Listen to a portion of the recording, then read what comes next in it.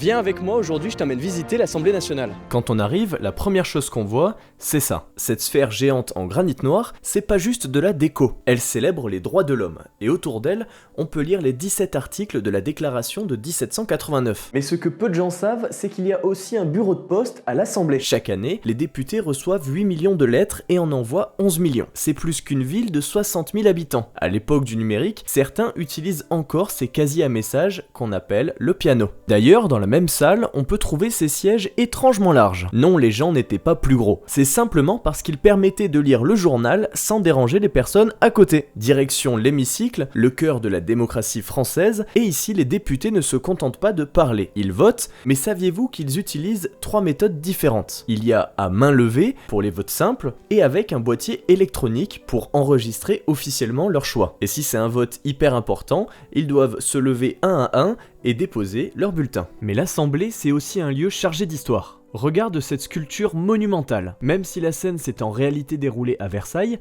elle raconte un moment clé de la Révolution française, le 23 juin 1789. Ce jour-là, Mirabeau s'oppose au marquis de Dreux-Brézé et lui lâche une phrase qui va marquer l'histoire. « Nous sommes ici par la volonté du peuple et nous n'en sortirons que par la force des baïonnettes. » 3 semaines plus tard, la Bastille était prise. Et fun fact, cette sculpture pèse 3,7 tonnes et a été fondue en un seul jet. Un exploit. Si t'es intéressé par visiter toi aussi l'Assemblée, c'est possible et ça se passe directement sur le site internet.